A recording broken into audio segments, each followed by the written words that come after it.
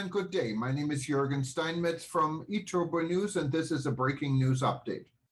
For more news updates and shows, please go to youtube.com/travel news group. youtube.com/travel news group. Here's our update. IATA, strong demand recovery in January impacted by Omicron.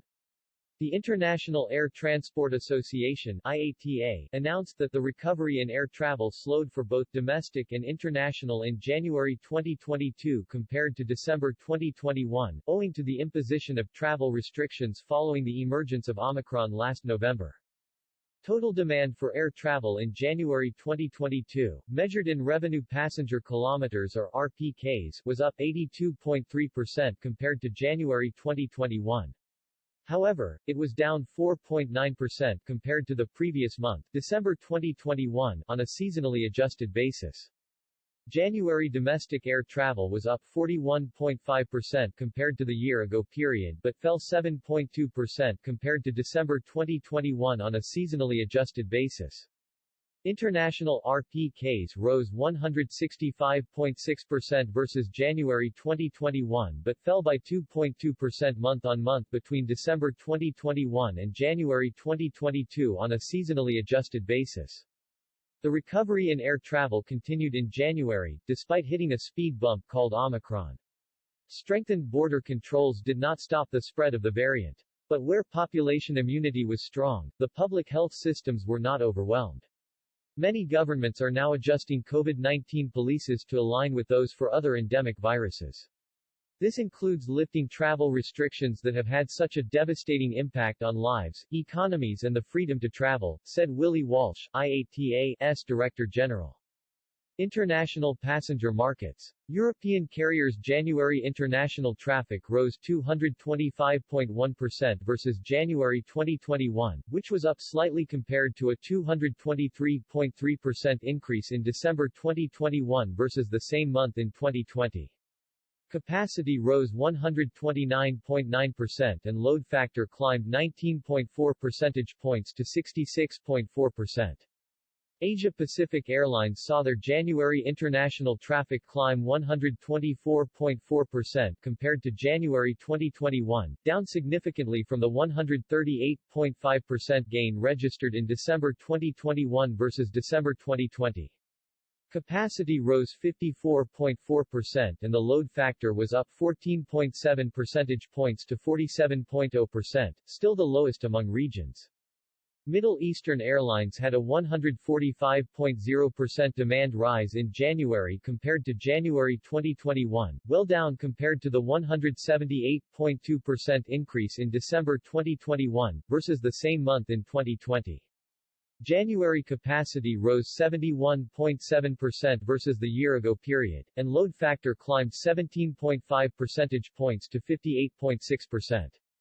North American carriers experienced a 148.8% traffic rise in January versus the 2021 period, significantly decreased versus the 185.4% rise in December 2021 compared to December 2020.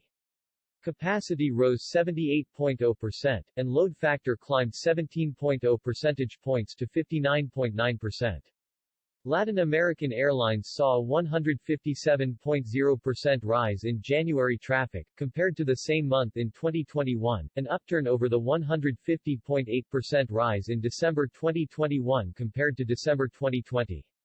January capacity rose 91.2% and load factor increased 19.4 percentage points to 75.7%, which easily was the highest load factor among the regions for the 16th consecutive month. African Airlines traffic rose 17.9% in January 2022 versus a year ago, a slowdown compared to the 26.3% year-over-year increase recorded in December 2021. January 2022 capacity was up 6.3% and load factor climbed 6.0 percentage points to 60.5%. Domestic passenger markets. Japan's domestic demand was 107%, which was the fastest year-on-year growth recorded, although on a seasonally adjusted basis, January 2022 traffic slipped 4.1% from December. India's domestic RPKs fell by 18% year-on-year in January, which the biggest decline recorded for any of the domestic markets tracked by IATA. On a month-on-month basis, seasonally adjusted RPKs dropped by nearly 45% between December and January. 2022 versus 2019. Despite the strong traffic growth recorded in January 2022 compared to a year ago, passenger demand remains far below pre-COVID-19 levels.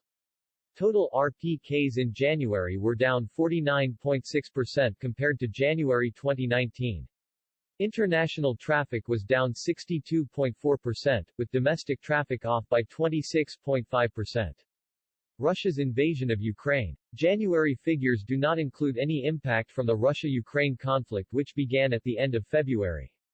The resulting sanctions and airspace closures are expected to have a negative impact on travel, primarily among neighboring countries.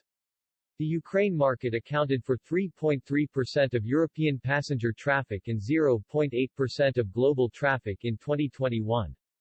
The Russian international market represented 5.7% of European traffic, excluding Russia domestic market, and 1.3% of global traffic in 2021.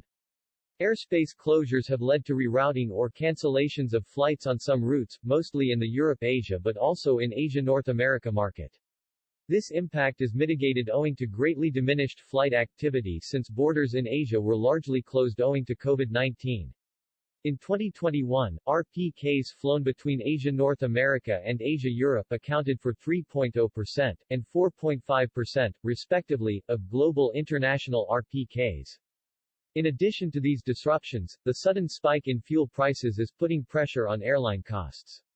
When we made our most recent industry financial forecast last autumn, we expected the airline industry to lose $11.6 billion in 2022 with jet fuel at $78 per barrel and fuel accounting for 20% of costs. As of the 4th of March, jet fuel is trading at over $140 per barrel. Absorbing such a massive hit on costs just as the industry is struggling to cut losses as it emerges from the two-year COVID-19 crisis is a huge challenge. If the jet fuel price stays that high, then over time, it is reasonable to expect that it will be reflected in airline yields, said Walsh. The bottom line. The past few weeks have seen a dramatic shift by many governments around the world to ease or remove COVID-19 related travel restrictions and requirements as the disease enters its endemic phase. It's vital that this process continue and even accelerate, to more quickly restore damaged global supply chains and enable people to resume their lives. One step to encourage a return to normality is to remove mask mandates for air travel. It makes no sense to continue to require masks on airplanes when they are no longer being required in shopping malls, theaters or offices.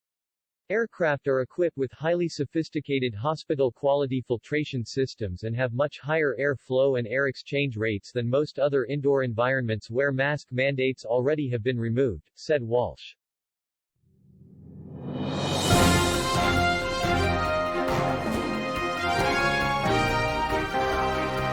Thank you for listening to our news update. There's more on youtube.com/travel news group, or you can read us, of course, in going to our news portal at eTurboNews.com or travelnews.online.